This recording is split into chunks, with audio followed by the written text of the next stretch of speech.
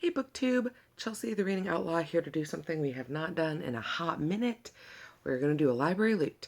I recently had a bunch of holds come in at the library, and you guys know how I feel. There's no better time than that to show you guys some of the great gems I'm getting in. I will start with the fiction since there's a whole bunch of that, and then we'll do a couple of the nonfiction things that came in. So let's look at the pile, shall we? First up is You Too Can Have a Body Like Mine by Alexandra Kleeman. This was recommended to me by Liberty Hardy in the All the Books podcast. That's where a decent handful of these books actually came from. That's where I first heard of them, which, if you don't know, All the Books is a podcast run by the Book Riot online community where Liberty Hardy and Rebecca Jones Shinsky get together once a week to talk about the new books that are coming out. So I will link to it down below in the show notes if you are at all bookish or literary or kind of into knowing what's coming out next. It's a really great podcast that I definitely recommend. So this came from that. This is a story about A and her roommate B and A's boyfriend C. That's just what they're called. And it is described in the inner flap as being like Don DeLillo Don DeLillo's White Noise meets The Crying of Lot 49 plus funny.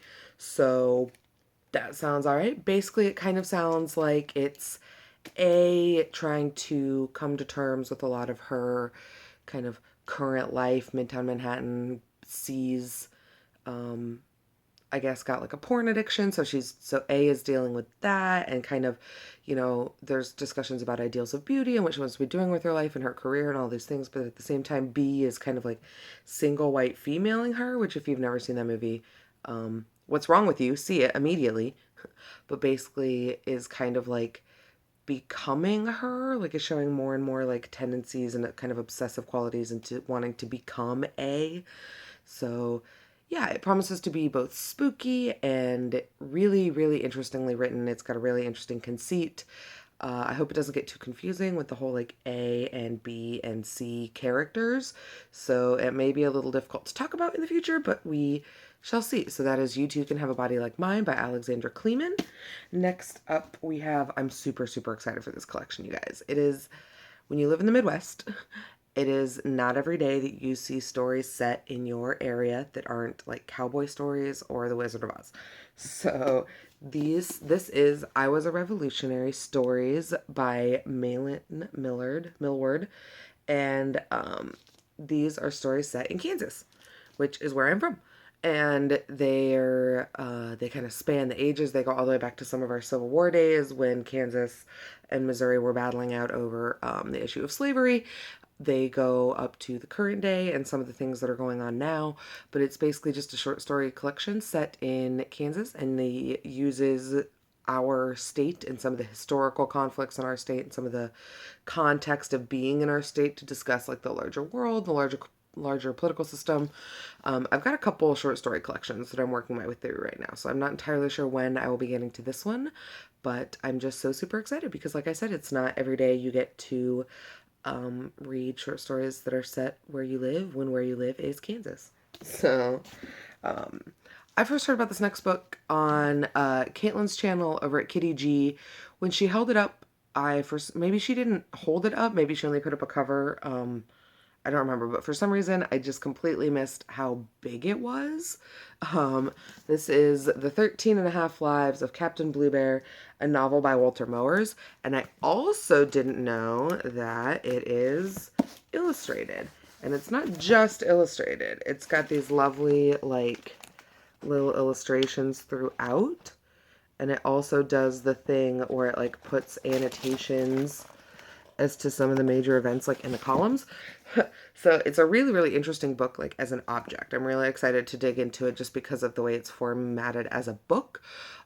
Basically, the central kind of premise of the story is that bears get 26 lives, and this is a book counting 13 and a half of them. The 13 and a half lives of Captain Bluebear, and I'll read you the flat because this is what kind of sold me after hearing Caitlin talk about it. I should be lying if I claim that my first 13 and a half lives were uneventful. What about the mini pirates? What about the hobgoblins, the spider witch, the babbling billows, the troglotroll, the mountain maggot? What about the venomous vampires, the gelatine prince from the 2364th dimension? Mine is a tale of mortal danger and eternal love, of hair's breadth, last-minute escapes.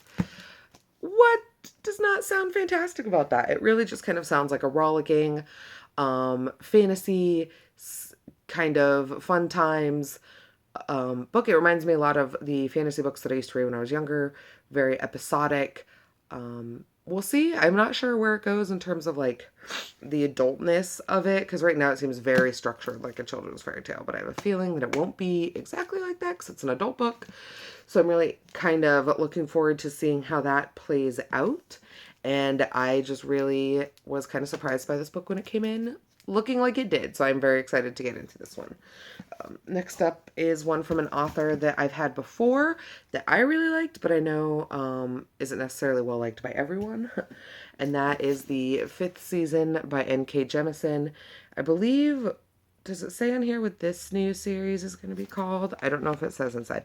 She just recently finished up her Inheritance cycle, which started with the 100,000 Kingdoms. I guess this one's going to be called The Broken Earth. So the Broken Earth cycle or the Broken Earth series. N.K. Jemisin is a bit of an odd duck. She's a writer of color writing fantasy, that's not the odd duck part. It's just the fantasy that she writes is a bit odd and has some scenes, specifically some like sexual content that is handled weirdly, especially in the first, in the Inheritance cycle. That's, like I said, starts with the 100,000 Kingdoms or the 1,000 Kingdoms. I don't actually even remember what it's called. Let me look one more time. Bad booktuber right here, guys. Not even remembering. Excuse me. The 100,000 Kingdoms. So I will read you the back of this one because they didn't really put a blurb in. It's one of those ones that just has like that's the blurb. And it says, a season of endings has begun. It starts with the great red rift across the heart of the world's sole continent, spewing ash that blots out the sun. Mistborn, Mistborn, flash, flash, red alert, Mistborn. It starts with death, with a murdered son and a missing daughter. It starts with betrayal and long dormant wounds rising up to fester. In this stillness, a land familiar with catastrophe, where the power of the earth is wielded as a weapon, and where there is no mercy. So who knows? Who knows? I'm really trying hard to continue to broaden my diversity reading, especially within some of my favorite genres. So the next big book from a notable writer of color in fantasy is one that I had to check out. I am so excited for this next book, you guys. It is Fates and Furies by Lauren Groff, and I have heard some of my most well-respected book people talk about this book so highly and with so much praise. And so this is about Mathilde and Lotto, excuse me. And basically it's about, they meet in college. They are both beautiful. They are both, I don't know if they're wealthy. It doesn't say in here, but I get this. No, they're not, because she is an actor with a wilting acting career that doesn't pay the bills. So, but they are tall, glamorous, madly in love, and destined for greatness. Except there is a twist, and I don't know what the twist is, but I have been promised that it is a good one. So it is basically about their life and their early marriage after they meet in university and are kind of trying to get by on each other and their talents and their art. And then there's a big twist. So I don't know what the big twist is, but having that many people who I trust kind of rave about it and knowing that there's a big twist in it is really kind of all I need to know. Plus Fates and Furies, those are two of my more favorite mythological constructs, the Fates and the Furies. So I'm really hoping that there's some cool like mythology type stuff going on in this one. I will report back when I've discovered. This next one I'm waffling on. It may or may not end up actually making it into the TBR. When I first heard about it, it sounded so original. It's Lightless. And it is basically about a woman who pilots a spaceship, and her closest friend in space has become the AI system that runs the spaceship. And so when her spaceship is boarded by international space terrorists, as is wont to happen, it's all about kind of her and the AI system working together, and she has to save the AI system, and that's who she's trying to protect. But of course, one of the terrorists is more charming than he originally seemed, so then there are like problems and maybe some romance. I'm not entirely sure. I put this on hold a while ago, and I'm not gonna lie, after having read Becky Chambers' The Long Way to a Small Angry Planet and seeing how well she handled a relationship between a sentient being and a sentient AI system, or almost sentient AI system. I don't know if this one's going to be able to live up to it, guys. And it's not fair of me to hold this book responsible for how good that book was. So we'll see if this one actually ends up making it into the pile. And if it does, I will be sure to let you guys know how that whole aspect of it ends up working out. And lastly, for the fiction, because this book is getting long, and then we'll go through the nonfiction fairly quickly, is Church of Marvels by Leslie Perry. I have seen this floating around on a number of booktube channels, particularly some of my favorite UK booktubers. I have also been rewatching American Horror Story Freak Show and kind of realizing or coming to terms with, again, how much I love circuses and sideshows and freak shows and all of those kind of accompanying things.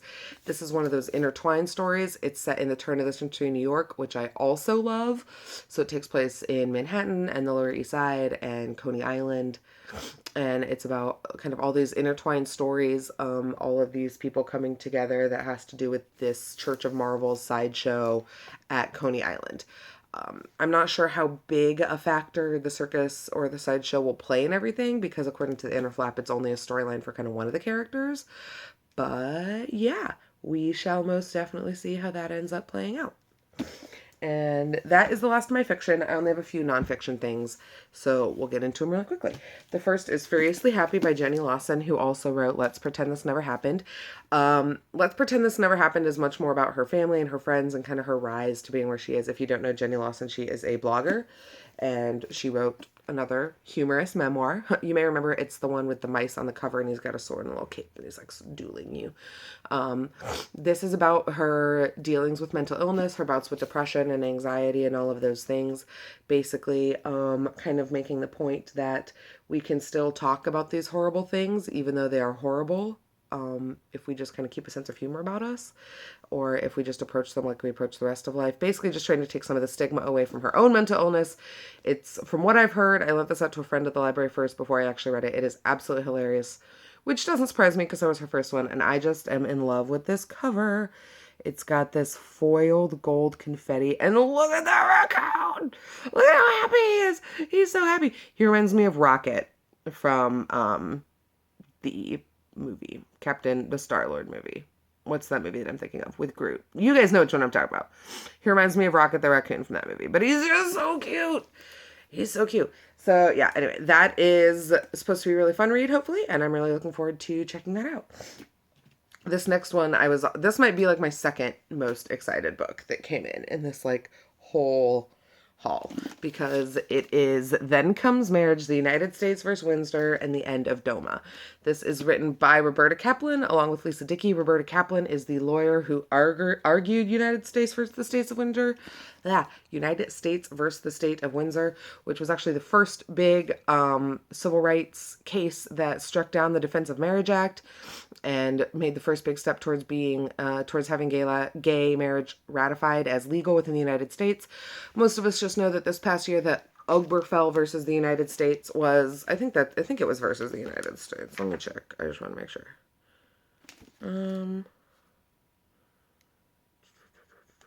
I could have sworn that it said in here. Yeah. Obergefell versus Hodge. Sorry. Not Obergefell versus the... I'm sorry I'm so stuffy, you guys. I really am. I am still not feeling well, but I really want to make this video, and it's almost 15 minutes, so I'm gonna go fast. Basically, this is a story from the lawyer of the woman, from the woman lawyer who helped to bring down Defense of Marriage Act, who later went on to file a brief in Obergefell versus Hodges, which is the actual case that officially ratified gay marriage as being legal in this state. But yeah, it's all about the lawyer and the process of taking down this, in my opinion, hugely unjust, wrong, totally egregious and outrageous legal construct in this United States, because #love wins, you guys. And then I have two more to show you guys, and they're super short, so I'll probably just talk about them both at the same time. The first one is Men Explain Things to Me by Rebecca Solnit. You guys have probably seen this one floating around before. The other one is Negroland, a memoir by Margot Jefferson. Men Explain Things to Me is a collection of essays, the first one in which is called Men Explain Things to Me, which is about Rebecca Solnit's various interactions with men and feminism in this country and misogyny, and just kind of her feminist take on kind of various current events as told in an essay collection. I've heard some not so great things about this one. I've heard it starts out really strong and then kind of flatlines, We will see. I really just got it because I wanted to read the first essay, the actual Men Explain Things to Me essay. So that's why I picked this one up. This one I think sounds so fascinating. Negroland by Margo Jefferson is about Margo Jefferson's family. Margo Jefferson grew up in Chicago with a father who was head of pediatrics at one of the primary all-black hospitals. Her mother is also a socialite and a debutante, and so they grew up in this place of status and privilege, even amongst a group of people who don't usually have that same privilege. And she calls this community that she grew up in Negroland, this kind of land of wealthy, cultured, privilege and power wielding people of color. And so she kind of wants to take a look at how the racial politics of this country break down in this community of people who would normally be marginalized but have achieved a level of success and financial stability that kind of put them into the privileged class.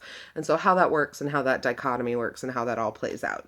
It's really short, so I'm really hoping that it doesn't kind of like take a bigger bite that it can chew.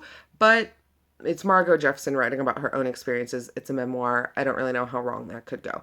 So I'm really excited for this one. I'm looking forward to all of the books. Obviously, that's why I showed them to you guys. So if you guys have any tips as to where to start, if you've read any of these and loved them, or read any of them and hated them, please feel free to let me know in the comments down below. I will see you guys sometime coming up later on this week, and I hope you guys all have a lovely day. As always, like, comment, subscribe, and I will see you around the internet. Bye, guys.